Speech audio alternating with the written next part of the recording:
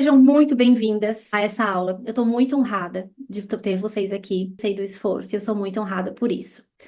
E a gente vai hoje, eu quero tentar mostrar para vocês que existe sim um caminho onde a gente pode trilhar, né? Um caminho com mais leveza, com autoconhecimento, um caminho de autoacolhimento, para que a gente possa viver uma vida valorosa, da qual todas nós merecemos viver. Eu sou a Mai, tá? Eu sou psicóloga, eu sou formada há mais de 12 anos, eu sou apaixonada por ajudar as pessoas a encontrarem formas saudáveis e seguras de se relacionarem com o mundo e com si mesmas através da terapia do esquema, da gestalt terapia, da neurociência focada no trauma e do trauma informado.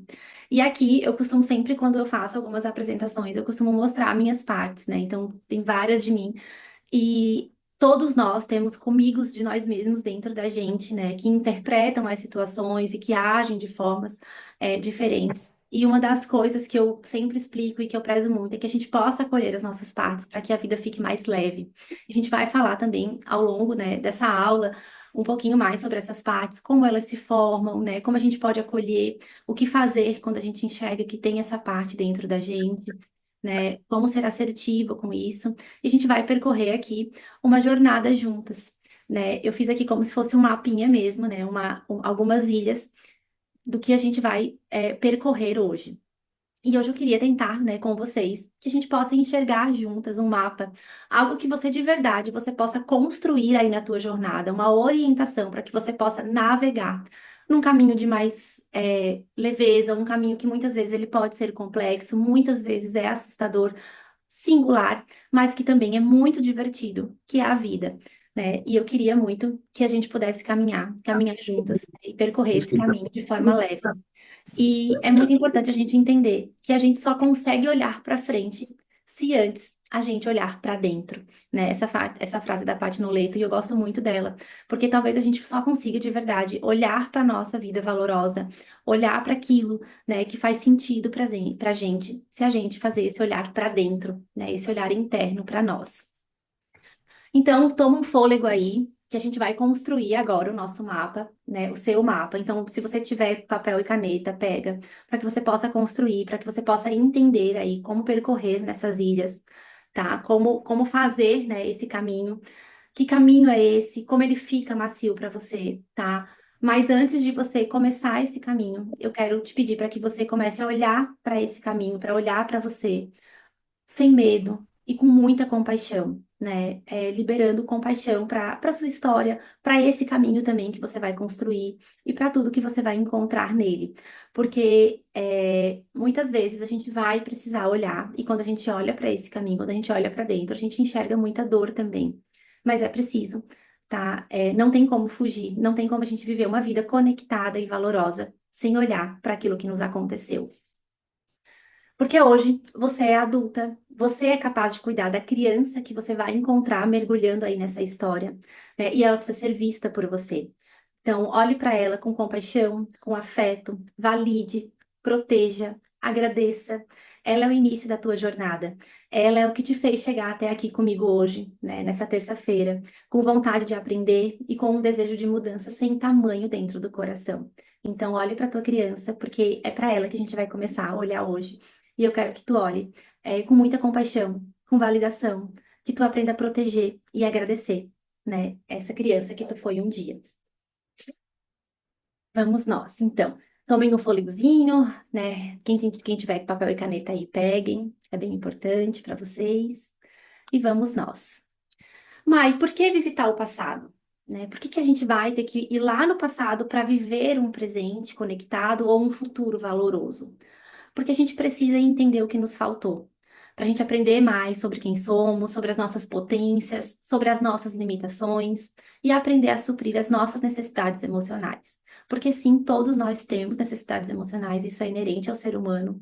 A gente já nasce, inclusive, com uma muito forte, que é a necessidade de pertencimento, de conexão humana.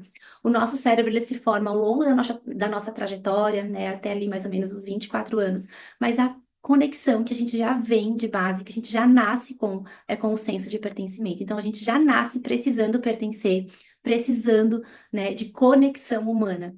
Então, as nossas necessidades são muito importantes. E a gente precisa entender cada uma delas, entender aonde o calo aperta, o que faltou, o que talvez foi em excesso, o que a gente está precisando, né? E como supri-las. E tão importante quanto como a gente saber, né, como supri-las, também é saber a quem pedir, né? E isso envolve as relações, porque boa parte das nossas necessidades emocionais a gente vai conseguir suprir com as nossas potências, com aquilo que a gente tem dentro da gente. Mas as outras, a outra parte, a gente vai precisar das relações. Por isso que é tão importante a gente saber, né, o que pedir e a quem pedir, porque sim, vão ter relações que não vão conseguir suprir as nossas necessidades emocionais. E muitas vezes essas relações são injustas, porque são a família, são as pessoas que a gente decidiu compartilhar a vida, e a gente precisa dessa consciência para saber que decisão tomar. Tá? Eu gosto muito dessa frase da Lia, porque ela é uma frase muito que eu levo assim para a vida toda e todas as palestras e aulas que eu dou, ela sempre aparece, né? A infância é o chão que a gente vai pisar a vida toda. Então, é na infância que a gente aprende sobre ser amada ou não, sobre pertencer ou não, sobre o nosso senso de merecimento, né? Claro que, eu não aprendi a ser amada na infância, então isso significa que eu não vou conseguir mais aprender na vida adulta?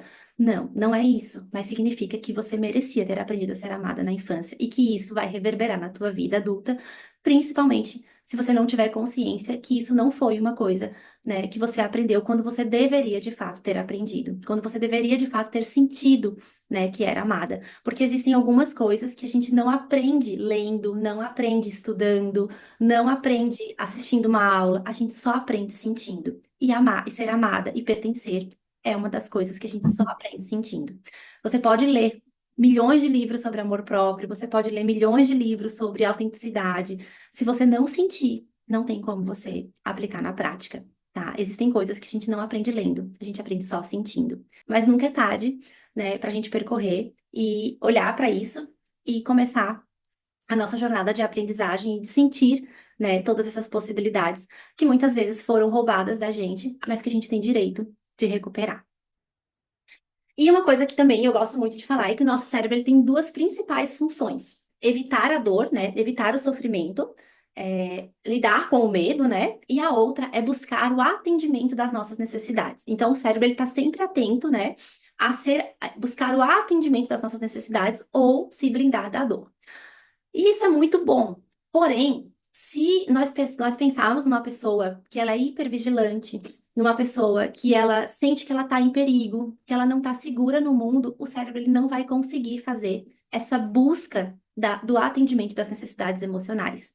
Então, por isso, é muito importante a gente entender como é que o nosso cérebro está funcionando. Por que que eu não consigo determinados comportamentos? Por que que eu não consigo fazer determinados movimentos? Às vezes o cérebro ele não vai fazer esse movimento porque ele não entende aquilo como protetivo. Ele não entende aquilo como algo conectável, passivo de você se sentir seguro. Por quê? Você aprendeu a se sentir seguro, hipervigilante, atento a tudo, atento às pessoas, à mudança de humor, a se aquela pessoa que morava com você ia chegar brabo ou não, ou se você ia receber uma crítica, né? O que que você precisava fazer para ser amada? Então, o cérebro ele não está conseguindo atender às suas necessidades, porque ele também está, na verdade, está atendendo uma necessidade básica, que é a de segurança. E ele aprendeu, a circuitaria que ele aprendeu a se sentir seguro foi uma circuitaria que na vida adulta acaba ficando disfuncional. Então, é muito importante a gente entender que muitas vezes os nossos comportamentos, eles estão ligados a como o nosso cérebro aprendeu a se proteger ou atender às nossas necessidades. E aí eu gosto muito dessa frase também de Dumbledore. Acho que foi da Relíquias da Morte, eu não lembro direito qual foi o filme do Harry Potter, mas que ele diz que a verdade é uma coisa bela e terrível. Portanto, deve ser tratada com muita cautela. E quando eu falo sobre verdade, eu estou falando sobre a nossa história. Então, a nossa história, ela deve ser sim visitada, porque ela é uma coisa bela, porque ela vai falar a verdade, ela vai nos dar uma narrativa mais coesa, só que ela deve ser tratada com muita calma e cautela. Por quê? Porque existem coisas ali que podem machucar, existem coisas ali que são muito singulares, muito particulares, existem crenças, existem dores. Então é importante que a gente busque essa nossa verdade, esse nosso, esse encontro com nós mesmos, com muita cautela, com muita compaixão, com muito afeto, tá? Com muito cuidado. E aí, lembra daquele mapinha, né, que eu botei aqui para vocês, né? Que a gente vai percorrer e agora a gente vai poder ir juntas nessas ilhas e entender um pouquinho o que que é cada uma e o que que a gente precisa botar de ferramentas na nossa caixinha. Eu quero que tu possa fechar o olhinho agora um pouquinho e imaginar você de posse de uma caixa de ferramentas, né? Pode ser vermelha, amarela, preta, mas eu quero que tu imagine aí, né, uma caixinha de ferramentas e a gente vai começar a colocar agora dentro dessa caixa de ferramentas as ferramentas que talvez que você de verdade vai precisar para percorrer essas ilhas com mais leveza, né, com mais assertividade, para que você possa seguir rumo à tua vida valorosa. E a primeira ilha é a ilha Me Conheço, né? O que que contém, né, essa ilha? Por que que essa ilha é tão importante? Porque você se conhecer não é apenas saber quem você é agora, porque você não se tornou quem você é quando você decidiu o que você queria fazer da vida, quando você decidiu fazer vestibular, ou quando você decidiu que amava ou odiava trabalhos manuais, ou que você é, sempre soube que sua vocação era trabalhar com saúde ou com vendas. Você começou a aprender a ser quem você é antes mesmo de você ter chorado ao sair da barriga da sua mãe. Porque sim, nós temos memórias que são transgeracionais, nós temos memórias culturais e nós temos memórias já dentro da nossa da gestação da gente, né? E essas memórias, muito provavelmente, elas não estão aí de fácil acesso, elas estão registradas num lugar que você não vai conseguir, né, acessar, mas elas também são parte de quem é você. Então, conhecer a sua história, saber os seus porquês, né, percorrer a história da sua família, a história da sua geração, a história do seu povo, a sua história, né, em geral, ela faz muito sentido para que você aprenda a se conhecer. Conhecer como funcionava a sua família, como funcionava o grupo em que você nasceu, as pessoas onde você começou a ser inserida, a escola onde você estudou, tudo isso fala um pouquinho sobre quem você é. Um outro ponto também, né, sobre a ilha do me conheço, é você entender as suas necessidades emocionais. Todos nós nascemos com necessidades emocionais que precisam ser supridas, sim, ao longo do nosso crescimento, né, ali, principalmente até a nossa adolescência, né, até a formação completa do nosso cérebro, né. E embora sejam as necessidades elas sejam as mesmas para todo mundo, elas possuem tamanhos diferentes para cada pessoa. Quando eu falo de necessidade, eu costumo falar de ml, né? Então vamos pensar que as necessidades emocionais são potinhos de xarope. Para uma pessoa, talvez ela precise de 100 ml de conexão, né? Todo mundo vai precisar de conexão, mas talvez aquela pessoa ela precise de 100, uma outra precise só de 50, uma outra pessoa precise de 150 de autonomia, enquanto a outra precisa só 25.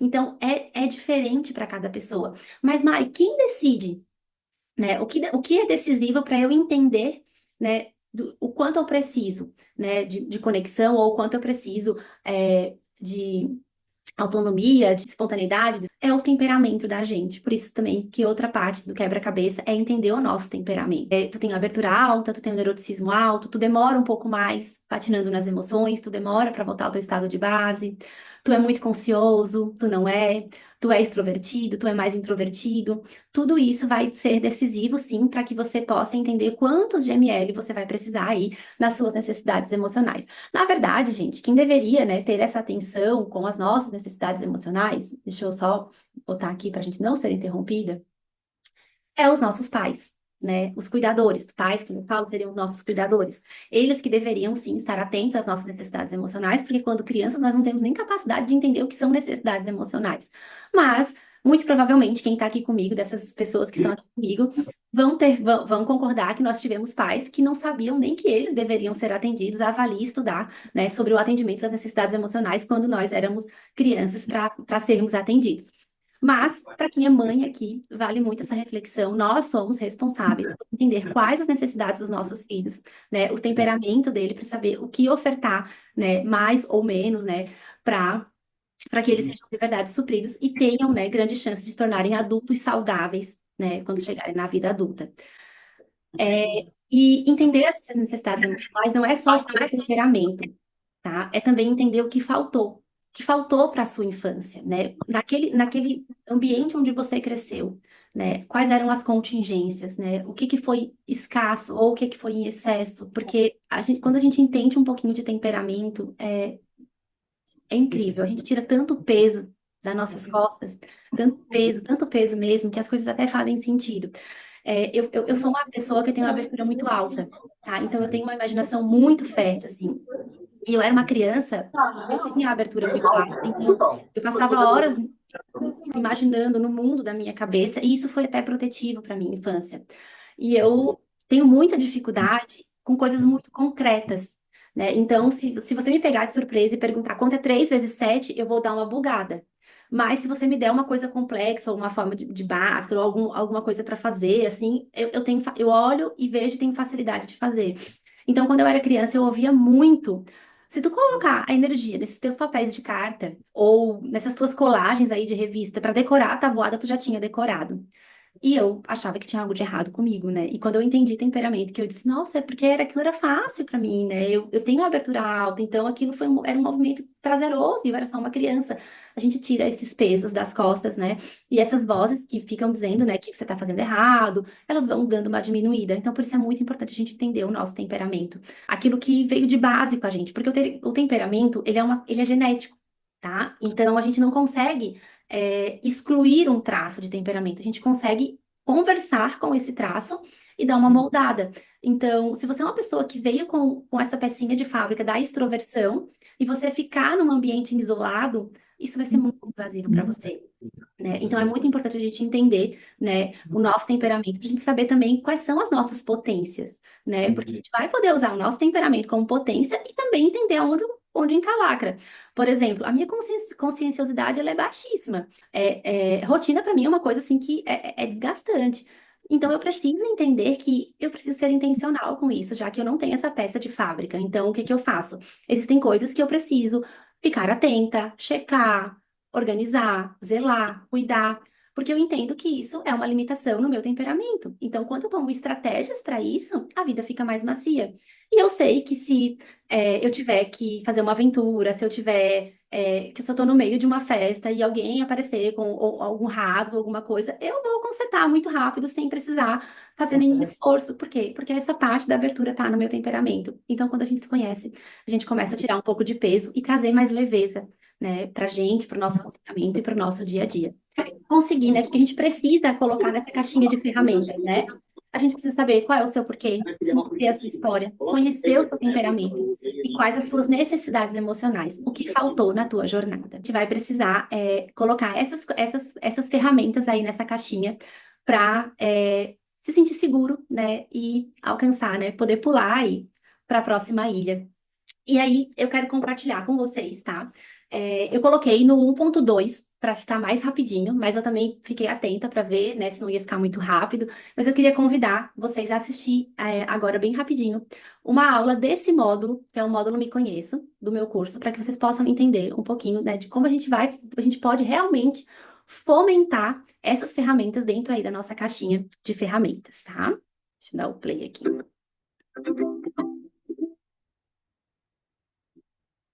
Olá, seja muito bem-vinda à aula 1 do módulo Me Conheço. E nessa aula nós vamos juntas desvendar o seu porquê.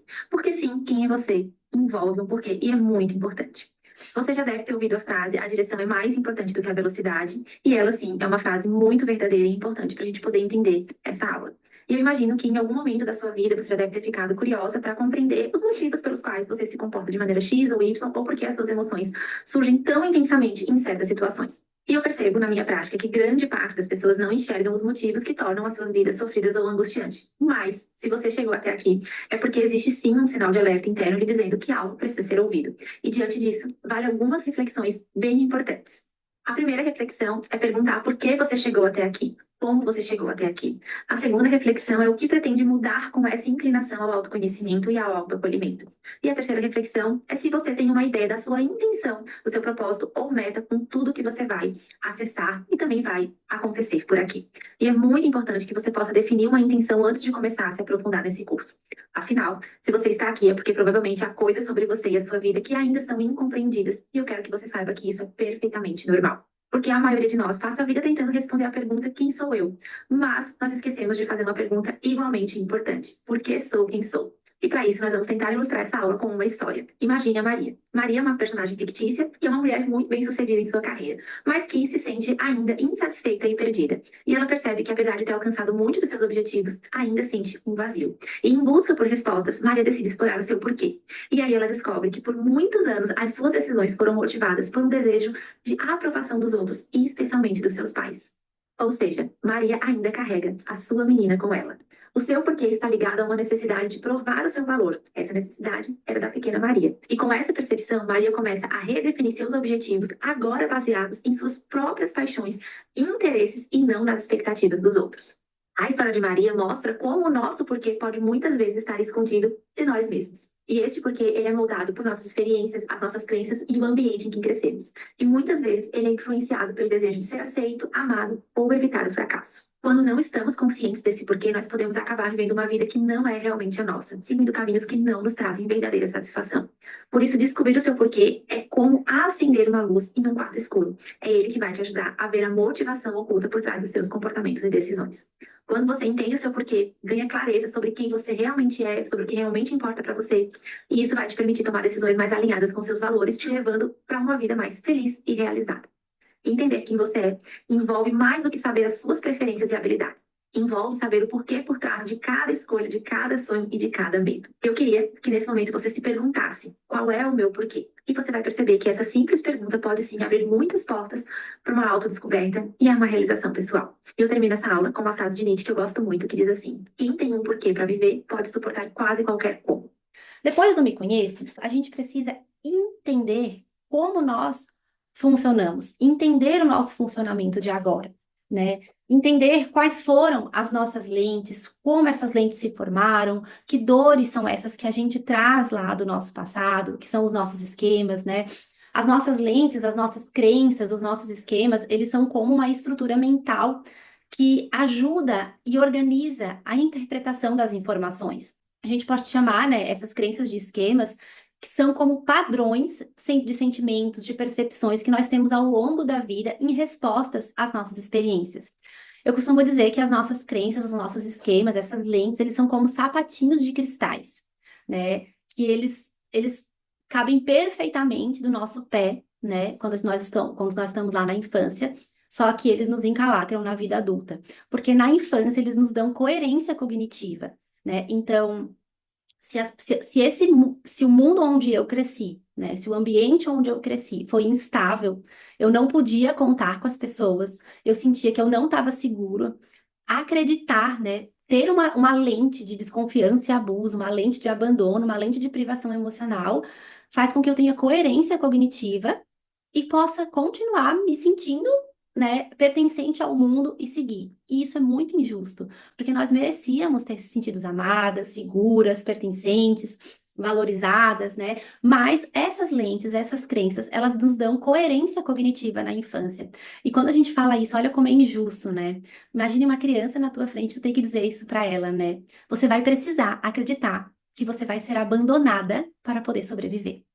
Olha que coisa pesada, né? Mas é isso que acontece no cérebro de uma criança. Ela precisa acreditar naquilo ali para poder seguir em frente, para poder lutar contra, para poder evitar aquela dor ou para poder simplesmente se resignar àquela dor. Mas ela não consegue sentir diferente porque é aquilo ali que ela está vivendo. E o problema de tudo isso é que existe o processamento do medo. Tudo isso gera muita carga no cérebro, tudo isso gera muita angústia, muita ansiedade, né? E o cérebro registra isso como uma circuitaria, né? Como uma estrada definitiva. E a gente traz toda essa circuitaria para a vida adulta. Por quê? O que acontece na infância não fica na infância e o tempo aqui não cura tudo.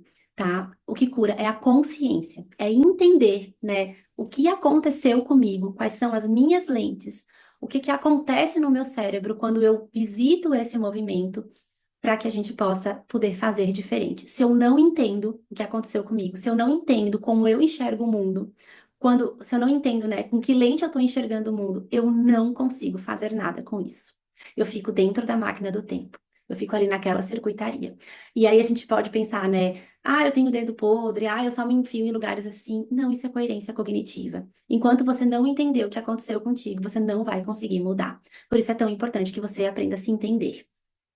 E o que que vai o que vai, né, compor a caixinha de ferramentas, né, dessa ilha? É entender como as suas lentes nasceram, entender, né, aí eu trouxe, né, algumas lentes que são as lentes mais desafiadoras, né, tanto na prática clínica como na experiência mesmo, né, pessoal, as lentes mais desafiadoras, que é a lente do abandono, que é a lente da privação emocional, né, a lente do abandono os vínculos, eles não são seguros, eu posso ser abandonada a qualquer momento. A lente da privação emocional, as pessoas elas não compreendem, não me entendem, não importa, né? O que eu digo, elas não vão me entender, não vão me atender, né? E aí eu preciso ou me virar sozinha, ou eu não posso contar com as pessoas, né? A lente da desconfiança e abuso, o outro vai me machucar, né? O outro vai me ferir, né? O outro vai romper, né? O meu limite. Além da defectividade do fracasso, né? Eu tenho algo quebrado dentro de mim, eu não consigo, não tenho, não, algo que eu faço, eu não consigo ter sucesso, ou eu faço tudo errado, eu não tenho jeito para isso, né? As lentes do autossacrifício, da subjugação e da busca de aprovação, né? Que é o nosso clichê. Se você tá aqui comigo, uma dessas três você tem, tá? Eu acho muito difícil a nossa geração, né, não ter uma dessas três, né? E principalmente a privação emocional, que é aquele clichê, né? Eu não sei dizer não. Né? Seja porque você entendeu que o outro ele não suporta, ele é mais fraco e você aguenta, ou seja porque você não pode dizer não, porque você vai ser retalhada, julgada, ou porque se você dizer não, você vai receber uma desaprovação, né? Então são lentes diferentes que aparecem de forma diferente, mas com comportamentos muito similares. E a lente dos padrões inflexíveis, né? Que é a lente do perfeccionismo, que a gente pensa, que fulano é perfeccionista, gosta tudo muito bonitinho. Nossa, como é desgastante ter uma lente do perfeccionismo, porque torna a vida muito rígida, né? Não deixa a gente descansar, não deixa a gente ser flexível, não deixa a gente trabalhar, né, a nossa flexibilidade cognitiva. A gente fica ali num padrão rígido, que é bastante doloroso, porque nunca está satisfeito, a régua nunca chega, né? Sempre fica uma medida desproporcional para a vida valorosa que a gente merece viver. E também entender como o cérebro processa e experimenta o medo. Como o seu cérebro processa e experimenta o medo. Porque isso é muito singular. É preciso entender como você processa e experimenta o teu medo. Porque cada um vai experimentar de um jeito diferente, apesar de ter três jeitos universais, né, que o cérebro processa. Existem três padrões de processamento de medo, mas cada um vai ter uma predominância. Então, algumas pessoas vão processar o medo lutando, outras fugindo, outras congelando, tá? Então é muito importante que você entenda como você expressa e processa o medo. Se existem processamentos diferentes dependendo da intensidade, tá? Dessas crenças. Porque tem uma frase que eu gosto muito da Ana Rison, que ela diz que o esquema, ele pode ser um resfriado, pode ser uma gripe ou pode ser uma pneumonia. Então, quanto mais intenso for um esquema dentro de você, mais medo o seu cérebro precisou processar. Tá? Mas isso não significa que ele vai processar sempre daquele jeito. Então, é muito importante você entender como o cérebro processa o medo, começar a te perceber aí na prática como é que você está processando aí as suas lentes, tá? E aí eu vou também separei uma aulinha desse módulo do Me Entendo para que você possa acompanhar.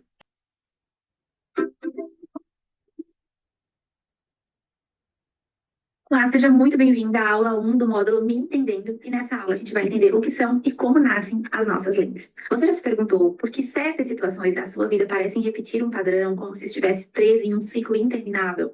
Talvez seja relacionamento complicado, um hábito que você considera autossabotador, mas se eu te disser que essas repetições têm um nome, tem uma explicação. Então, nessa aula nós vamos falar sobre algo que impacta profundamente as nossas vidas, que são os nossos esquemas.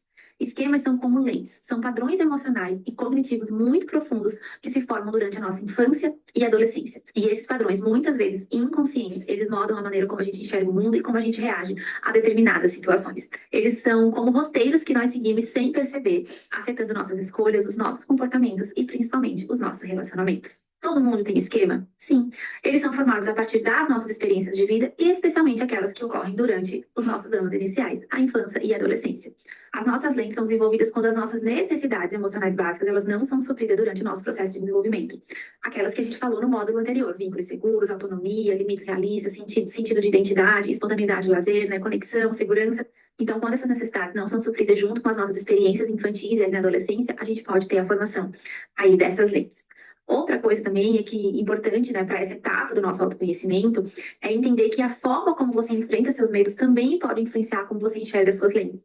E lá no módulo 3 você vai ter acesso a descobrir um pouco mais sobre isso, né, como você enfrenta seus medos. E outra coisa muito importante nesse módulo é que se você sentir que está muito pesado para lidar com essas lentes, se você vê que faz muito sentido, você pode buscar ajuda psicológica de qualidade, porque vulnerabilidade não é se cortar e se jogar aí no tanque de tubarão. Não exponha suas dores para qualquer um, valide elas, né, de forma com que você possa ser intencional com o enfraquecimento aí dessas lentes em você.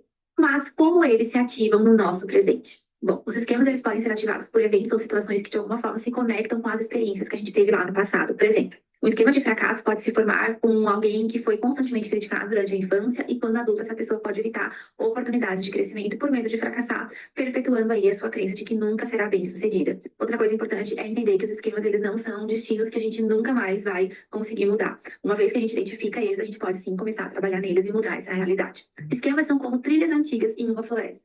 Quanto mais você caminha por elas, mais se tornam familiares, mas isso não significa que não existam novos caminhos para serem explorados. Esse é o ponto-chave. Nós temos o poder de mudar os nossos caminhos, uma vez que nós nos tornamos conscientes dos padrões que seguimos. Então, gravem essa frase: a gente só consegue mudar aquilo que a gente conhece. Então, ao entender e identificar esses esquemas, nós podemos começar a tomar o controle das nossas respostas emocionais, dos nossos comportamentos, rompendo aí ciclos negativos e criando novas formas de pensar e agir. Isso é um trabalho contínuo, mas extremamente recompensador. Agora que você já tem uma ideia do que são esquemas, do que são lentes, nós vamos começar a pensar sobre como está a tua realidade atual. E aí no caderno de exercício você vai encontrar os esquemas que nós vamos trabalhar nesse curso. Você vai dar uma lida, você vai ver o que que faz sentido, você só vai pegar para você aquilo que faz sentido aí para tua história. E depois que você aprende a se entender, você vai precisar entrar na ilha do me acolho. Porque se entender pode sim, né, fazer com que você entre em contato com coisas que não são, né, tão suaves, que são dolorosas, que machucam muitas vezes. Então você vai precisar entrar na ilha do me acolho para entender, né, que peças são essas, né, que compõem esse quebra-cabeça. Os teus modos, as tuas partes, né? Os nossos modos, eles são maneiras pelas quais os nossos esquemas se manifestam em respostas ambientais. O esquema, ele é a crença, ele é a sensação. Os nossos modos são o comportamento, tá? Esquema não é comportamento. Esquema é crença, é sensação, é aquela coisa que fica aqui dentro, é aquele sentimento aqui. Já os modos, as nossas partes, são os nossos comportamentos, aquilo que fica mais palpável, tá? E entender essas partes vai te dar capacidade de você controlar as suas respostas emocionais, as suas respostas comportamentais, em vez de ser controladas por elas. Você vai precisar também entender os seus gatilhos, né? Identificar quais são os seus gatilhos, né? O que que faz, né, sentido ser ou não ser um gatilho para você, porque ao perceber, né, o que te ativa emocionalmente, você vai poder começar a responder a essas situações com mais cuidado e menos reatividade. Se você não sabe que aquilo ali é um gatilho, não tem, você vai ficar ali no looping, né, na máquina do tempo por muito tempo. Outra coisa também é escutar, aprender a escutar as suas vozes internas. Porque se a gente não escuta a nossa voz punitiva e a nossa voz crítica, a gente não tem como combater. Só que escutar essas vozes é muito ensurdecedor. Dá muito medo, é muito desgastante. Porque é uma voz que ela chega com muita força e ela estraçalha a nossa criança, né? Então, para você ter uma ideia, um pouquinho antes de eu vir para cá, eu falei assim em voz alta: Nossa, que invenção de moda. Olha que voz crítica. Aí eu lembrei de: calma, essa voz não é tua. Essa voz é da tua avó. Não, não é tu que tá dizendo isso. Não é uma invenção de moda. Tu acredita no que tu tá fazendo. Tem pessoas que confiam em você. O que tu faz é muito importante. Tu ajuda muitas pessoas. Isso não é uma invenção de moda, né? Então essa criticidade, ela vem porque essas vozes, elas ficam internalizadas na gente. E se a gente não escuta, a gente não consegue combater. Só que é importante entender que quando a gente começa a escutar, também dói. Porque ninguém quer, né, ficar pensando que, ai, tu não vai conseguir. A gente não, a gente quer, a sensação que eu tenho é que a gente quer tirar essas vozes, né? Mas a gente precisa escutar para entender o que elas estão dizendo para poder combatê-las. Entender que vozes são essas. Elas podem vir de diversos lugares. Tem vozes que vêm em forma de afeto, mas são críticas. Tem vozes que vêm em voz, em incitação de culpa, mas são abusos. Tem vozes que vêm com muita força ensurdecedora. Tu não faz nada direito, tu é um fracasso, tu não prestou atenção, né? Então a gente precisa escutar essas vozes para poder combatê-las, né? E entender também como combatê-las, tá? Porque essas vozes, elas são os modos, são as nossas partes críticas e punitivas, né?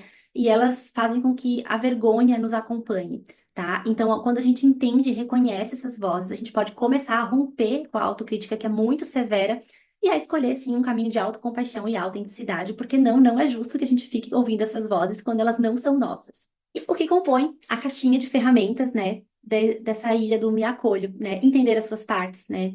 Que são modos, como eles se formam, né? Quais são os seus modos criança, né? Como é a sua criança vulnerável? Que crianças tem aí dentro de você? Como é a sua criança feliz? Os modos evitativos, que partes suas são evitativas, por que que elas nasceram, como elas foram desenhadas, os modos resignados, os modos hipercompensadores, essas vozes críticas e punitivas, acolher as tuas partes e identificar, né, os teus gatilhos, identificar a aliciação dessas partes, o que que aliciou essa parte. Eu costumo dizer que é uma conversa, e que é uma conversa para a vida toda, né? Que eu faço e eu sempre oriento os meus pacientes. Pergunta que parte tua foi essa, né? O que que ela estava querendo te dizer? Libera um pouco de compaixão. Não vamos validar esse comportamento, tá? Mas vamos validar a necessidade. Alguma necessidade aí não foi atendida. Senão essa parte não ia aparecer. O que que ela está tentando te dizer? A gente poder fazer essa conversa interna com a gente, né? O que que essa minha parte veio me dizer? Por que que essa minha reação foi tão desproporcional? Como eu enxerguei, né, isso aqui? Será que eu estava enxergando com a lente da minha adulta mesmo, da minha adulta saudável, ou foi com a minha menina, né, com a minha menina vulnerável? É muito importante que a gente possa fazer essa conversa de acolhimento, né, de entender, né, que parte é essa e acolher todas as partes, porque gravem isso no coração de vocês. Não existe parte ruim, tá? Até mesmo aquela que você considere mais sombria, mais tenebrosa, ela não é ruim. Ela tá aí porque ela quer te dizer alguma coisa. E se ela chegou, é porque ela veio para te proteger de alguma coisa que a sua criança realmente não dava conta, tá? Então é preciso acolher essas partes para que a gente possa entender o que que elas estão tentando dizer e enfraquecê-las, né? E como a gente enfraquece? Mostrando para ela que a nossa criança não está tão desprotegida quanto ela está enxergando, ou quanto de fato ela enxergou, quando de verdade a nossa criança estava desprotegida. E ela só vai conseguir fazer isso com a ilha seguinte, que é quando a gente se mostra fortalecida, né? E aí essas partes, quando a gente começa a fortalecer o nosso adulto saudável, essas partes elas deixam de fazer tanto sentido e elas começam a diminuir. A gente não quer que elas vão embora, a gente quer poder usá-las quando de fato elas forem efetivas para aquilo ali, tá? Mas é muito importante a gente entendê-las e acolhê-las, né? Para até também para poder tirar um pouco de peso, né? E entender o que de verdade aconteceu naquela situação, tá? E eu separei uma aulinha também desse módulo para vocês. Deixa eu explicar um pouquinho aqui. Ela é uma aula, tá? Onde eu abro meu coração, então ela não é uma aula técnica, ela é uma aula sobre a minha história, tá? Então, eu peço muito carinho ao ouvi-la, tá? Porque eu fiz ela com muito carinho também. E que ela possa despertar aí também em você uma vulnerabilidade saudável para que você possa entender, né? Que sim, existem partes suas que foram machucadas, né? Existe uma parte sua que foi machucada, que às vezes foi violada, que foi muito para ela ter passado por aquilo, né? E que às vezes não foi uma experiência apenas, foram várias, e que você possa olhar com compaixão, tá? Para tudo isso. E que você possa se inspirar, tá? Nesse vídeo, não para fazer igual, mas para que você possa se inspirar a olhar para dentro de si, tá? Olá, seja muito bem-vinda a essa aula. E essa aula eu já peguei um cafezinho, porque eu vou abrir meu coração para você. Tão importante quanto a gente entender os nossos modos e você fazer e percorrer esse curso é entender que ele é uma metodologia que realmente funcionou e eu já apliquei comigo e aplico também nos meus pacientes. Mas por que que eu tô fazendo essa aula, abrindo meu coração para você? Para que você possa entender que, assim como você, eu também tenho os meus modos e todos nós, enquanto humanidade, temos os nossos, temos as nossas partes. E eu vou abrir meu coração explicando para vocês como é importante a gente reconhecer, né, o nascimento desses modos, a parte protetiva desses modos. Eu não lembro certamente a minha idade, mas meu irmão era pequenininho e eu também era ainda uma criança. Nossa diferença de idade é de 7 anos, mas ele era novinho, assim, ele não tinha mais que 5 anos. E eu lembro que um certo dia de manhã a gente foi tomar café e eu peguei o meu irmão muito quietinho, tadinho, assim, não tinha culpa nenhuma, né? Muito quietinho, é, pegando dentro do armário um Nescauzinho e fazendo escondido de mim esse Nescau. E eu lembro que aquele momento me deu muita raiva, porque eu disse, por que que ele tem direito a ter Nescau e eu não? Né? E eu perguntei, onde estava esse Nescau? Eu quero também. E ele disse, a mãe disse que esse Nescau é só pra mim. E ela me mostrou aonde fica e ela disse que só eu posso tomar. E aquilo me deu muita raiva, porque eu era só uma criança, né? E eu tava sendo privada de uma coisa que eu tinha direito também. Eu morava naquela casa. E eu lembro que eu fiquei com muita raiva mesmo. E eu peguei o Nescau, eu abri o Nescau. Eu disse, então se eu não posso tomar, tu também não pode. Peguei o Nescau e joguei todinho no lixo. E eu lembro que essa não foi a primeira vez que a minha menina botou a raiva pra fora, né? E disse, eu vou te mostrar com quantos paus se faz uma canoa. E eu acho que ela foi genial, porque o meu pai, ele vivia em Nárnia. Ele tinha um mundo paralelo, ele tinha um mundo do Bob dele, né? Enfim, pelos dementadores dele, pela história dele. Mas ele viver em Nárnia fazia com que ele não me enxergasse, com que ele me negligenciasse. Então, muito provavelmente, ele nem sabia da existência daquele Nescau, né? Ou se sabia, não queria e se indispor, né? Com a minha madrasta ou com a minha avó. E quando eu tinha esses impulsos, né? De raiva, de botar pra fora, porque realmente era uma injustiça, era uma invasão, era uma negligência, o meu pai saía de Nárnia e aterrissava na Terra. Mas a minha menina entendeu que só nessas explosões, que só com a voz mais alta, que só nesse movimento, né, de impulso, ela era ouvida. E ela levou isso ao longo, né, da trajetória dela. E só que esses impulsos, eles começaram a se repetir em outras relações. E muitas vezes eles se repetiram na minha própria vida adulta. Só que quando a gente vai crescendo e vai mudando o ambiente, na grande maioria das vezes, esses movimentos que eram protetivos, porque tinha proteção naquela relação, eles viram disfuncionais, porque eles não fazem mais sentido no aqui e agora. A relação muda, o contexto é outro, você não está mais trabalhando com uma pessoa negligente, você não está mais se relacionando com uma pessoa negligente. E você toma um impulso, porque foi assim, né, que o sistema nervoso, o teu cérebro, a tua criança entendeu que ela era ouvida. E aí, lógico, a relação se afasta, ou então te reprime, e aí você vai tendo que tomar estratégias, né, para lidar com aquilo, e nunca é com a parte mais funcional do cérebro. Por quê? Porque gera medo, gera angústia, gera muita emoção. Então, você vai sempre tendo uma estratégia de sobrevivência e não de vivência. Mas por que que eu contei esse exemplo? Para que você possa entender que a sua raiva, ela não veio porque você é uma pessoa ruim, porque você veio porque você é uma pessoa raivosa. Pode ser que sim, tenha no teu temperamento esse traço, e isso faça com que você tenha mais facilidade de fazer esse impulso. Mas muito provavelmente é porque houve invasões, houve negligência, houve injustiças. Então é muito importante a gente entender, né, qual é a emoção que está por trás do nosso comportamento, para a gente poder entender qual a necessidade que não foi atendida. Um outro exemplo é que desde criança eu entendia que não importa o que eu falasse para os adultos, eles não iam me acolher. Tem uma outra memória também que ela é bem interessante, que os meus primos de uma outra cidade estavam todos na casa da minha avó, eles foram passar, acho que era um final de semana, eu não lembro, a gente estava na parte de cima da casa da minha avó, e meu primo trouxe um amigo, eles estavam fazendo muita bagunça, e a casa da minha avó, na parte de cima, ela era de madeira, então fazia muito barulho embaixo. E eu tava muito quietinha assistindo televisão, debaixo do meu cobertor, bem quietinha mesmo. E eles tererê, tererê, tererê, pulando, tal, tal. E a minha avó lá de baixo falava: Para, Maiara, para. Eu, vó, não sou eu. E eu ali quietinha. E eu já, né, prevendo que aquilo ia sobrar pra mim. Eu era uma criança também. E de repente a minha avó sobe e ela me esculhamba na frente dos meus primos. E ela briga comigo mesmo, assim. E eu quietinha ali. E eles kkk, e lógico, eles riram de mim e tudo. Só que o que me magoou não foi eles rirem de mim. Eu entendi a brincadeira deles. O que me magoou foi a minha avó. Porque ela viu que eu tava quieta. Ela sabia, ela tinha certeza absoluta que não era eu que estava fazendo bagunça. E aí eu lembro que ela brigou muito feio comigo. E no outro dia eu acordei bem cedo, de manhã, e eu fui conversar com ela e perguntei: Vó, por que que tu brigou comigo? Se tu sabia que não era eu que estava fazendo bagunça. E ela foi muito enfática. Ela disse: Porque as suas tias me dão dinheiro e eu não posso brigar com seus primos. E ali eu entendi. Os adultos, eles não vão me compreender. Não adianta o que eu fale, não adianta o que eu justifique, ou que a minha verdade, ela seja realmente a verdade. Eles não vão me entender. Então é melhor eu calar. E aí eu entendi também que em algumas relações não importa, né, o que eu fale ou que eu diga a minha verdade, isso não vai ser ouvido, isso não vai ser acolhido. E aí eu me calo, e aí eu guardo pra mim, e aí eu vou, né, ficando num modo mais resignado. Eu visto a minha capinha da invisibilidade pra não ser vista, né, pra não aproveitar, pra não brincar, porque não importa se eu estiver lá brincando e eu furar o meu pé. Se eu furei meu pé é porque eu tava brincando no lugar errado, é porque eu tive culpa, é porque eu mereço.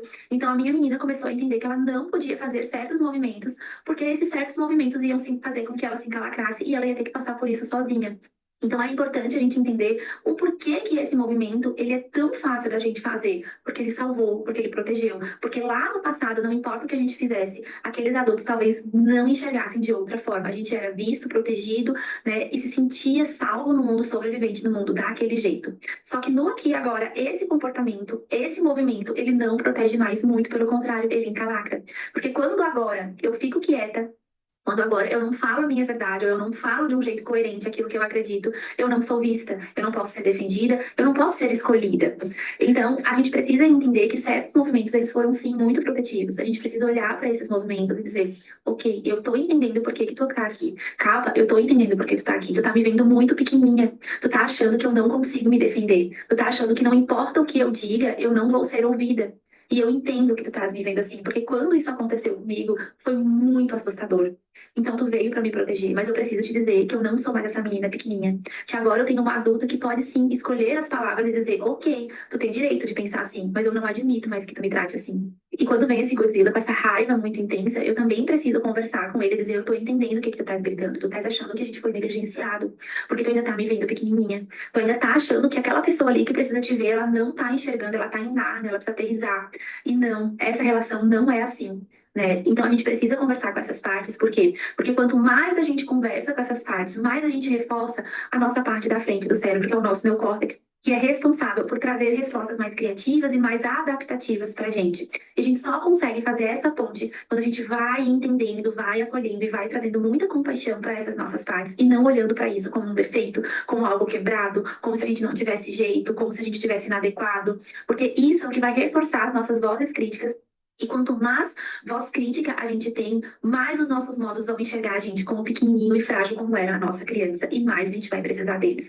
Os teus modos precisam te enxergar como a adulta potente que você é. Então você precisa mostrar para os teus modos que sim, a tua criança pode se sentir vulnerável, a tua criança ela pode se sentir abandonada, preterida, mas eles não precisam mais tratar desse jeito, eles não precisam mais ser grandes o suficiente, porque tem uma outra parte que agora pode proteger ela. E mesmo que eles enxerguem ela pequenininha, eles precisam dar espaço para o teu adulto saudável, para a tua adulta saudável, cuidar da tua criança. Porque sim, agora é essa parte que precisa tomar o protagonismo da sua história. E na próxima aula a gente vai entender um pouquinho melhor como a gente faz esse acolhimento na prática. Até a próxima aula.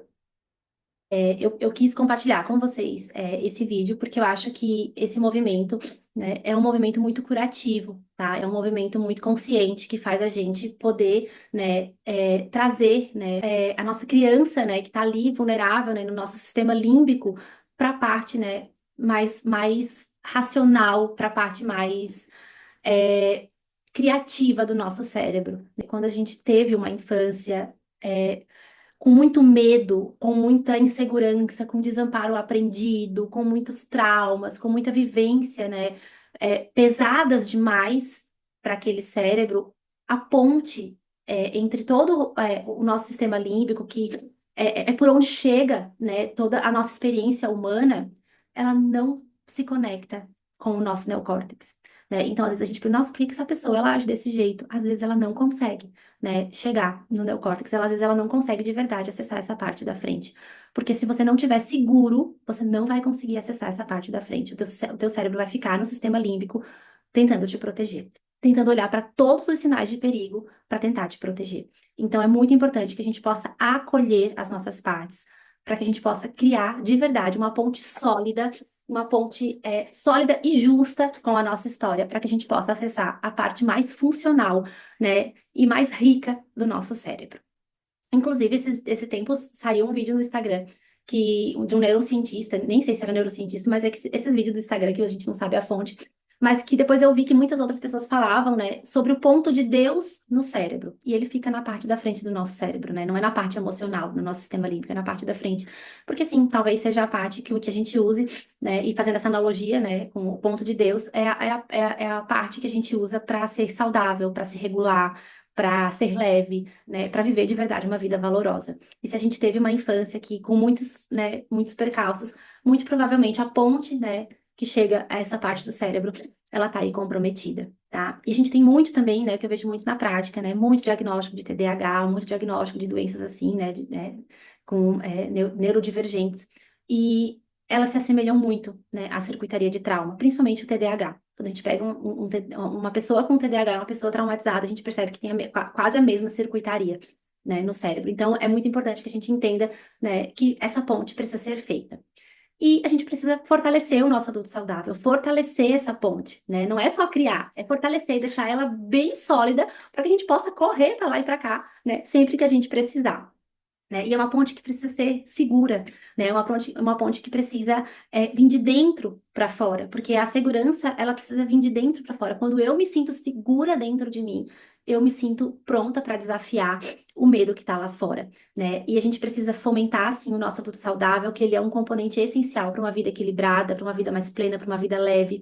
É ele que vai te ajudar a reconhecer, validar as suas emoções, tomar decisões mais racionais e empáticas, né? Para que você também possa também estabelecer limites e viver uma vida valorosa. Um outro ponto desse quebra-cabeça é a regulação emocional, né? Que é a capacidade de gerenciar e responder às emoções. Não se trata da gente suprimir a emoção, né? Ou ignorar ou fazer de conta que a gente não está sentindo aquela intensidade, mas sim de reconhecer, entender, aprender a lidar, encontrar, né? Buscar dentro dessa caixa de ferramenta a melhor ferramenta para lidar com aquilo que está acontecendo com a gente naquele momento. E aí, o que que compõe, né, essa caixa, né, de fortalecimento? Que ferramentas são essas? Que kit é esse de fortalecimento, né?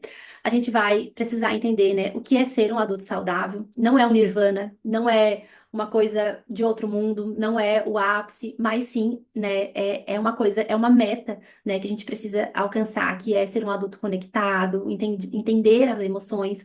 Não é uma pessoa que é autossuficiente, não é uma pessoa que não sente, não é uma pessoa que nunca se desequilibra, não é o nirvana, tá? Mas é uma pessoa que entende o que está acontecendo com ela, né? Que consegue buscar os recursos que estão ali dentro ou fora, né? Mas os recursos que ela, de verdade, ela já enxerga para lidar com aquilo que está acontecendo. Eu trago no curso muito a teoria polivagal para fortalecer o nosso adulto saudável.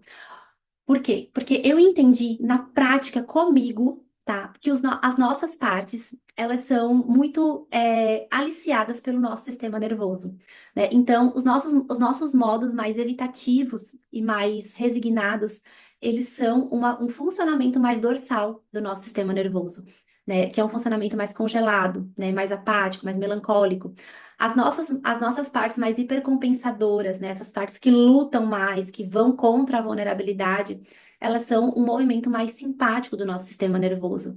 E a gente precisa levar, né, essas partes, né? Levar a nossa criança para um movimento mais vago ventral, que é a parte onde a gente está conectado, onde a gente está sentindo dentro da nossa janela de tolerância, onde a gente é ativado, mas dentro da janela de tolerância, onde a gente hipoativa, né? Fica dorsal, mas dentro da nossa janela de tolerância, onde a gente não tem tanta desregulação emocional, onde a gente não libera muito cortisol, onde a gente não aumenta o nosso nível de insulina, onde a gente não fica ensinando o nosso corpo atacar ele mesmo, né? Então, não fica aí sendo refém, né, de muitas doenças autoimunes que a gente encontra aí, né? Porque nada mais do que o corpo atacando o próprio corpo, né? O sistema nervoso entrando em colapso. É como se a gente estivesse apertando no freio e no acelerador ao mesmo tempo. Não vai aguentar muito tempo, ele vai dar uma bugada. Né? E é isso que acontece com o nosso corpo quando o nosso sistema nervoso está sobrecarregado. Então é muito importante que a gente possa aprender a sair desses movimentos dorsais, desses movimentos simpáticos e a nos levar para esses movimentos vagos ventrais, né? Que são os movimentos mais conectados, onde a gente está se sentindo seguro no mundo, onde a gente pode aprender, né? Uma das coisas que eu falo muito, né? Onde há circuitaria de medo, não há espaço para aprendizagem. A gente só pode aprender quando a gente está se sentindo seguro. É por isso que acolher vem antes de fortalecer, porque você não vai conseguir fortalecer se você antes não tivesse se sentido seguro, você não tivesse se sentido acolhido, né? Porque senão você vai estar ensinando uma pessoa que está se afogando a nadar. Ela não vai conseguir aprender e ela vai se afogar. Tá? Então, isso é muito importante. Nesse momento, eu tô precisando aprender a nadar ou ser resgatado, né? Então, eu tô precisando de quê? Que alguém me ensine como funcionar aqui ou alguém me acolha e depois eu aprendo, né? É muito importante isso. Essa pessoa que tá aqui na minha frente, ela precisa ser resgatada ou eu preciso ensinar ela a nadar, né? Porque muitas vezes ela não vai conseguir aprender a nadar e eu vou precisar resgatá-la para depois ensiná-la, tá? Então, isso é muito importante a gente poder levar também, né? Para nossa parte, né, para a saída de fortalecimento. E aí eu vou compartilhar com vocês um videozinho também. Olá, seja muito bem-vindo a essa aula e hoje a gente vai entender um pouquinho sobre a teoria polivagal e como ela pode ajudar a fortalecer o nosso adulto saudável, promovendo um estado de bem-estar e resiliência emocional. O nosso sistema nervoso, ele possui um papel extremamente fundamental na forma como nós reagimos. E olha que bacana a gente poder ter consciência de ferramentas para entender as nossas reações automáticas e usá-las para fortalecer a nossa capacidade de agir de forma mais equilibrada e consciente. E é isso que a teoria polivagal nos oferece, né? Uma descoberta inovadora da neurociência e que nos oferece, sim, um bocado de ferramentas para que a gente possa lidar com os nossos acontecimentos emocionais, aquilo que acontece à nossa volta, de forma mais equilibrada e consciente. A teoria polivagal ela foi desenvolvida pelo neurocientista Stephen Porges e ela oferece uma compreensão profunda de como o nosso sistema nervoso autônomo regula as nossas respostas emocionais e comportamentais. Ela é uma teoria que nos ajuda a compreender e entender por que em alguns momentos nós reagimos com calma e com clareza e enquanto em outros nós podemos nos sentir tomados pelo medo, ansiedade ou desconforto. Ela revela que essas reações estão ligadas diretamente aos modos do nosso sistema nervoso e que, ao entender como eles funcionam, nós podemos aprender a nos regular melhor, fortalecendo o nosso modo adulto saudável. Eu quero que tu pense na teoria polivagal como um manual de instrução para o seu sistema nervoso. Então, de acordo com essa teoria, nós temos três estados principais que o nosso sistema nervoso pode adotar: o estado de segurança, que é o estado vagal ventral, o estado de alerta, ou luta e fuga, que é o nosso estado simpático, e o estado de imobilização ou desligamento, que é o estado vagal dorsal.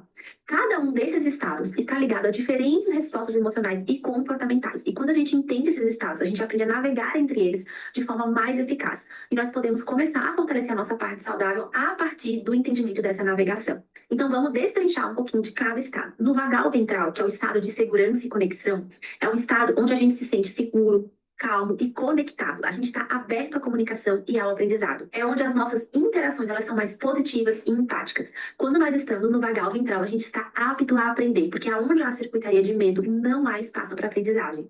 Então, quanto mais vagal ventral a gente estiver, mais aptos à aprendizagem e a aprender e a entender, né, realmente o que está acontecendo de forma clara no ambiente, nós estaremos. Já no estado simpático, que é o estado de luta ou de fuga, é um estado onde a gente está ativado quando a gente percebe alguma ameaça. O nosso corpo ele se prepara para a ação, seja para lutar ou para fugir. Embora seja útil em situações de perigo, viver constantemente nesse estado pode levar a um estresse crônico e a muita ansiedade. E já no vagal dorsal, é um estado de imobilização ou desligamento. Esse é um estado de proteção extrema. É onde a gente se desliga emocionalmente para sobreviver de uma ameaça percebida. E ela pode se manifestar como dissociação, apatia ou sensação de desespero. Mas como a teoria polivagal pode de verdade fortalecer o nosso modo adulto saudável? Ela pode nos ajudar a reconhecer os estados do sistema nervoso. Então, ao aprender e a reconhecer em qual estado o nosso sistema nervoso está operando, a gente pode começar a identificar os gatilhos emocionais e comportamentais que nos afastam da nossa parte saudável. Ela pode promover o retorno para o estado vagal ventral. Então, técnicas de regulação, como respiração profunda, prática de mindfulness, autocompaixão, ajudam a ativar o nosso estado vagal ventral e promovem um senso de segurança e conexão. E isso é muito essencial para fortalecer a nossa parte saudável, pois é isso que vai permitir que a gente possa responder aos desafios com mais calma, com mais cautela, com mais assertividade. Ela também pode desenvolver mais resiliência através da autocompaixão. Porque quando você compreende, né, que os seus estados de alerta e imobilização, eles são respostas naturais do teu sistema nervoso a uma ameaça percebida, você começa a aprender a navegar por esses estados com mais autocompaixão e eficácia. Você libera um pouquinho daquela voz crítica, né? Ah, porque eu sou assim, porque eu sou estressado, porque eu sou preguiçoso. Não, não é sobre isso. É sobre você entender em qual estado o teu sistema nervoso está operando. E isso vai te dar mais tolerância para você entender que isso é sobre o teu sistema nervoso e não sobre a tua personalidade. Porges fala que a segurança é a base de toda experiência humana positiva. Quando a gente começa a entender a teoria polivagal, nós não estamos apenas aprendendo a nos regular emocionalmente. A gente está criando uma base para viver uma vida mais equilibrada e conectada. Bom, gente, e então percorrer, né, ir para essa ilha, né, do Me Fortaleço, ela é muito importante para que a gente possa começar a fazer o nosso movimento de cura, né, para que a gente possa ir para essa ilha, né, de cura, porque não tem como fazer o caminho inverso, né? Você não vai conseguir curar, né, o que te aconteceu com uma varinha mágica. É um processo, né? Você precisa entender, você precisa se conhecer, você precisa entender como você funciona, você precisa acolher as suas partes, você precisa se fortalecer e você precisa aí sim entrar, né? Sim, na cura. Porque muitas vezes a gente pensa que cura é sobre mudar o comportamento. E comportamento a gente só muda se a gente estiver seguro. Por isso é tão importante a gente fazer, né, esse caminho com calma, com tranquilidade e com intencionalidade, né? E quando a gente tá, né, a gente já percorreu todas essas ilhas, a gente chega, né, nessa ilha da parte de se curar, vão destravando chavinhas, né, vão tendo movimentos que a gente não sabe nem de onde veio, mas eles estão ali, que vão fazendo a gente ir de encontro para a vida valorosa que de verdade a gente merece viver, né? E é importante que você possa entender, né, nesse processo de cura, como o cérebro processa a cura, né? Porque existe sim, né, muita desesperança, né, principalmente para pessoas que tiveram desamparo aprendido na vida, muita desesperança né, em relação à cura, não tem jeito, é assim mesmo. E não, a gente tem uma potência enorme dentro do nosso cérebro, né, um poder enorme de cura, mas esse poder precisa ser intencional, tá? Não, não é porque ele existe que ele está funcionando a nosso favor. E aqui é muito importante, por que que eu estou dizendo isso? Porque a gente precisa é, fazer esse movimento que a gente chama de neuroplasticidade de forma efetiva naquilo que precisa ser organizado, né? Eu vou mostrar depois no vídeo dessa aulinha uma coisa bem bacana, mas eu já vou adiantar aqui. Aquilo que tu sentiu, a forma como tu sentiu aquilo que te aconteceu, é onde você tem que ir efetivo, porque ali é onde acontece a neuroplasticidade, tá? Então, é muito importante que a gente percorra essas ilhas antes de fazer o nosso processo de cura, porque é preciso intenção nesse processo, tá? Se a gente não vai consciente para essa ilha, esse processo de cura, a gente vai sair atirando para tudo quanto é lado e muito provavelmente não vai acertar aonde deveria de fato acertar. E a gente precisa de antídotos, né? A gente precisa entender, né, quais são os antídotos efetivos para usar, né, com as nossas dores, né, com os nossos esquemas, com as nossas crenças. A gente precisa criar uma segurança interna, né, uma segurança interna verdadeira. E essa segurança interna a gente só cria entendendo de verdade aonde está o nosso calo. Não basta narrar o fato, é entender o que eu senti e mudar essa forma de sentir. Né? Então, o processo de cura ele está muito sobre como a gente vai mudando o nosso sentir, e o nosso sentir ele é particular, né? Então, no vídeo que eu vou mostrar depois para vocês, eu falo isso, mas eu vou destrinchar aqui com vocês. Muitas vezes, né, quando eu percebo, eu recebo, eu tenho, né, a oportunidade, né, e eu acho que a delicadeza também, né, e a honra, o cuidado, né, de acolher uma pessoa que sofreu abuso na infância, e não é só, não estou falando só de abuso sexual, mas abuso físico, abuso psicológico, né? Abusos por coisas que realmente eram muito, muito maiores do que aquela pessoa podia suportar. Muitas vezes eu percebo que não foi o que traumatizou, né? O que causa a disfunção, né, na circuitaria não foi o evento, foi ela ter passado por aquilo sozinha. Foi ela ter sentido que ela não podia contar com alguém. Foi ela não ter sido ouvida, foi ela não ter sido validada. E aí a gente vai pensar que eu preciso ir lá e olhar para esse evento que foi traumático e tentar mudar aquilo. Não. O que aquela pessoa precisa fazer de intencionalidade para ajustar, né, para que a neuroplasticidade dela seja de fato efetiva, é nessa sensação de se sentir sozinha no mundo. É nessa sensação de sentir que ela não é ouvida, né? É poder viver essas experiências que não foram vividas quando eram para ter sido vividas, no aqui e agora, e fazer de fato a mudança efetiva no cérebro. Então, não é sobre mudar o que aconteceu, é sobre sentir diferente. Aquilo que aconteceu é a narrativa, mas o que tu sentiu com aquilo? Como foi passar por aquilo?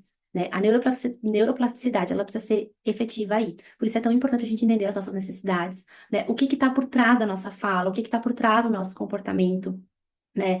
Porque, vamos pegar o meu exemplo. A cura talvez para o meu modo Godzilla, não seja eu aprender a ser mais assertiva ou falar com mais gentileza. É ser cuidada. É poder ter relações que cuidam de mim. É poder sentir que eu tenho quem se importa comigo, sentir que eu tenho pessoas ao meu redor que não me negligenciam, né, que cuidam de mim, que estão atentos a mim. Mas o que eu preciso para mudar a circuitaria do meu cérebro é isso, né? E a gente só consegue enxergar quando a gente entende que faltou. Então, por anos da minha vida, eu vivi de fato com uma pessoa extremamente segura, extremamente estável, né, que nunca me negligenciou, mas eu não conseguia enxergar. E por não enxergar isso, eu não fazia neuroplasticidade, né? Então, entender o que me faltou fez eu começar a enxergar o que eu precisava. E estava ali na minha frente, né? Meu marido, ele é a pessoa mais segura, estável que eu já conheci, e eu não conseguia por anos, eu passei sem conseguir enxergar, né? Então, é muito importante a gente entender a nossa história para poder saber o que buscar, né? Porque senão essa neuroplasticidade não vai ser efetiva. Então, a gente precisa, sim, fortalecer essa segurança interna. Quando a gente está com a nossa segurança interna bem estabelecida, a gente consegue passar pelas diversidades da vida, a gente consegue ativar e desativar o nosso sistema nervoso, mas dentro da janela de tolerância, dentro de uma janela onde a gente pode aprender, onde a gente está conectado, né, onde a gente está seguro. Então, as ferramentas para a gente poder, né, ter nessa caixinha, né, esse kit de ferramentas é entender como o cérebro processa a mudança, né, e a cura, antídotos para todos os esquemas, né, ter uma conversa através de cartas, de fato, alguma coisa que faça com que você se conecte, né, com as suas partes, com as suas dores, para que você possa, fazer esse processo de mudança e que ele seja efetivo. E é tão engraçado porque a gente só consegue fazer esse movimento quando a gente de fato está muito seguro. Eu tive uma experiência que foi assim extremamente, eu não sei nem dizer a palavra, mas ela foi muito conectada. Eu fui para um workshop, né, de técnicas de vivências, presenciais. E no final do workshop, assim, no final mesmo, já no último, nos últimos minutos, a gente teve a oportunidade de fazer uma técnica onde a gente ia de encontro com a nossa criança. Isso parece muito místico, né? Mas eu não tenho como te dizer como mensurar isso, tá? Mas eu sei que eu me doei a essa técnica, eu fui, né? E eu entrei, né, de verdade, num lugar onde eu peguei a minha criança, eu peguei a pequena, a Mainha de lá, eu tirei ela de lá e eu trouxe ela para dentro da minha casa. E eu mostrei a minha casa para ela, eu fui mostrando, né, tudo, e eu fui fazendo todo o movimento consciente daquilo que ela precisava ter recebido. Então, eu disse, ó, aqui nada é trancado. Eu quebrei paredes para você se sentir confortável. Nenhuma porta aqui fica chaveada, então tu pode entrar e sair a hora que tu quer. O armário aqui, ó, ele tá num lugar onde tu pode abrir, tu pode pegar o que tu quiser. Então, eu fui dando para minha menina de forma muito intencional aquilo que precisava. Eu tô te vendo, eu tô te ouvindo. E aquilo me emocionou demais, assim, eu realmente tive uma carga emocional muito grande. E eu só sei dizer para vocês que quando eu voltei, um monte de coisa foi destravando, né? Então foi virando algumas chaves, alguns movimentos que eu não conseguia fazer, eu fui fazendo. Pra você tem uma noção, até peso eu perdi, né? Então, assim, o estresse diminuiu, então o nível de cortisol diminuiu. Mas foi isso isolado, Mayara, que tu fez que mudou a tua vida? Não, não foi isso isolado. Mas eu consegui fazer esse movimento porque eu fiz um monte de movimento antes. Porque eu estava segura para ir lá. Porque eu estava segura para tirar minha menina de lá. Porque eu sabia o que eu precisava fazer. Porque eu sabia o que eu precisava fazer para ser intencional com ela, o que eu precisava ofertar para ela, né? Porque não adianta eu tirar minha menina de lá e deixar ela num lugar onde eu não consigo dar a ela o que ela precisa, né? Onde eu não escuto, onde eu não valido, onde eu privo, né? Então, eu só consegui fazer esse movimento porque eu entendi o que ela precisava. E eu tinha ali as ferramentas para poder ofertar para ela ali naquele momento, tá? E eu vou mostrar para vocês um videozinho também, tá?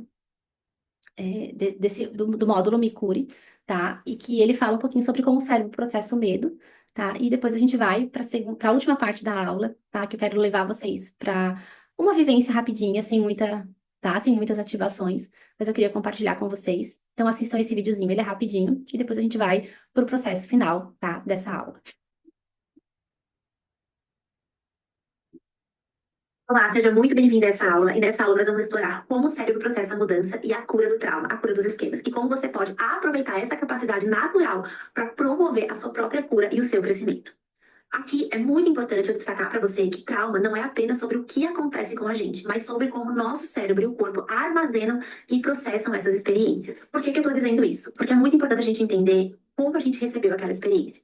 Muitas vezes, uma criança que sofreu abuso na infância, ela não fica traumatizada na vida adulta pelo abuso, mas sim por ter passado por aquilo sozinha, por não ter contado com o apoio dos adultos, por não ter ninguém que a ouvisse, ninguém que a compreendesse. Então, a gente precisa entender que trauma nem sempre é aquele evento que aconteceu, mas como a gente processou. E muitas vezes a gente percebe, né, que a gente passou por coisas muito desafiadoras e nós passamos por elas sozinhos. E isso, sim, causa muito impacto na vida, causa muitas sequelas no nosso cérebro, porque quando crianças nós não somos capazes de nos regularmos sozinhos, nós precisamos de um adulto para corregular com a gente. E quando a gente fala de trauma, a gente está se referindo a qualquer experiência emocionalmente dolorosa que o nosso cérebro e o nosso corpo tiveram dificuldade em processar. E isso pode incluir eventos como acidentes, perdas, abusos ou até mesmo estresse contínuo e desamparo aprendido.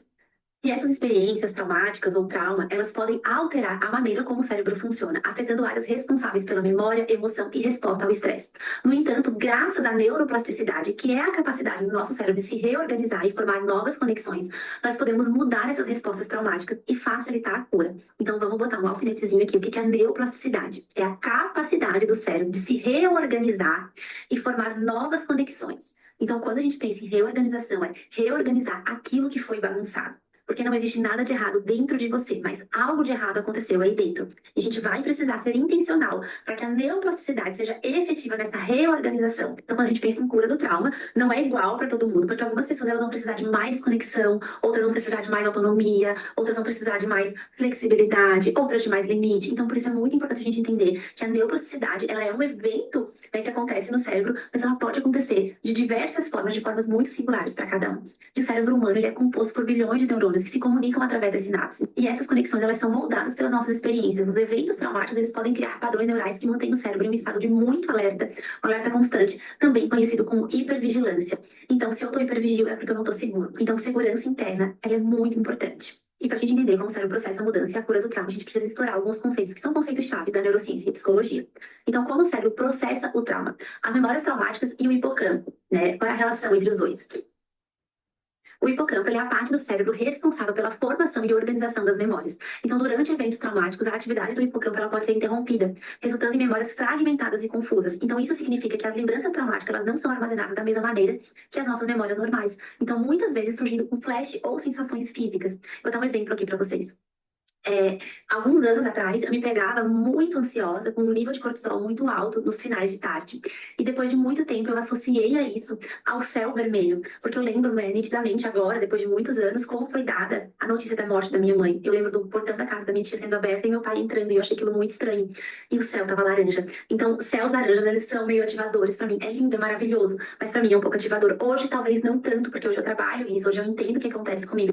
É como se eu tivesse pego essa memória que estava lá presa na amígdala e tivesse levado ela para o hipocampo. E aí eu consigo reestruturar ela e trazer para o meu neocórtex e ter uma atitude diferente. Mas enquanto ela está lá na amígdala, meu hipocampo não tem acesso a ela, eu não consigo fazer essa ponte com o neocórtex. Tá? Então isso é muito importante a gente entender que tem algumas memórias que são muito mais arcaicas, de muito antes, e que a gente não consegue lembrar. E elas vão ficar gatilhando a gente, por isso é muito importante a gente entender como também o nosso corpo está funcionando. Se eu tenho isso sempre com o céu, tem alguma coisa aí. Só que o problema é que às vezes a gente não encontra o padrão, tá? Então por isso é muito importante a gente também se conhecer e começar a olhar que padrões são esses. Uma outra coisa que a gente pode pensar é a resposta do corpo e da amígdala. A amígdala ela é responsável pela resposta de luta ou fuga. Em situações traumáticas, ela fica hiperativa, o que pode fazer com que pequenos gatilhos no ambiente levem a reações de medo ou ansiedade, mesmo quando não há perigo real presente. E esse é um dos motivos pelos quais o trauma ele pode ter efeito de longo prazo na maneira como reagimos às situações cotidianas. Porque pessoas traumatizadas, elas possuem a área da amígdala mais inflamada, mais aumentada. Por isso elas tendem a ser mais reativas, pois elas estão sempre em estado de alerta, de luta ou de fuga. E através de práticas como terapia, mindfulness, meditação, reprocessamento emocional, o nosso cérebro passa a aprender novas maneiras de responder a memórias traumáticas. E com o tempo isso pode diminuir a reatividade emocional e promover uma maior sensação de segurança e de autocontrole. Outra coisa que a gente precisa entender é como funciona o link de integração e reprocessamento. A cura do trauma muitas vezes envolve a reintegração de memórias traumáticas fragmentadas. Isso ajuda a organizar as memórias dentro do cérebro de forma menos carregada. Isso alarga a nossa janela de tolerância e permite que as pessoas recuperem o controle sobre suas respostas emocionais. Por isso, é muito importante a gente entender como o cérebro processa essa mudança, como o cérebro processa a cura. Porque, embora o trauma possa ter impactos profundos dentro do nosso cérebro e do nosso corpo, existe sim uma capacidade natural dentro de você, uma capacidade enorme do seu cérebro de se curar e de se reorganizar. Então, lembra, né? A cura é um processo, é cada passo que você dá em direção à autoconsciência e o autoconhecimento, o autocuidado, é um passo em direção à sua cura, em direção à sua vida leve, em direção à vida valorosa que você merece de fato viver. E eu termino essa aula com uma frase do Bessel van der Kolk, um dos principais especialistas em trauma, né? Ele tem um livro que O Corpo Guarda Marcas, que ele fala que o trauma não é apenas uma história do passado. Ele vive no presente, em nossa mente e no nosso corpo, influenciando a maneira como a gente percebe o mundo e ao nosso redor, também como a gente reage a ele. Mas através da cura e da transformação, nós podemos aprender a mudar essas respostas e a criar uma nova narrativa para as nossas vidas. Então, essa é a Ilha do Micuri, né? É onde você pode, de verdade, né, ter as ferramentas, né, para já fortalecidas, poder fazer um movimento de cura, de mudança, né? E eu gosto muito dessa frase, né, que o martelo ele é uma ferramenta excelente para um prego, mas ele para um parafuso ele pode desgraçar tudo. Os nossos modos, os nossos comportamentos, né, as nossas partes, o nosso funcionamento, eles eram de verdade um martelo para um prego, mas que muitas vezes agora, no aqui e agora a gente tem a gente tem um parafuso, e com certeza, batendo o martelo no parafuso vai desgraçar, né, a relação, no caso, a madeira, né, porque não é essa ferramenta adequada, né, para um parafuso. Para essa frase, eu vou mostrar para vocês um videozinho bem rápido, tá? Menos de um minutinho, E eu adoro esse vídeo, tá? Eu adoro eu uso muito esse vídeo nas minhas palestras, porque isso explica uma pessoa com medo, uma pessoa com insegurança, né? Isso faz com que a gente possa ter mais compaixão pelos nossos pares, por nós mesmos, principalmente, compaixão pelas nossas relações. Tá sem volume, tá? Esse vídeo realmente não tem volume, mas eu quero que vocês olhem pro videozinho.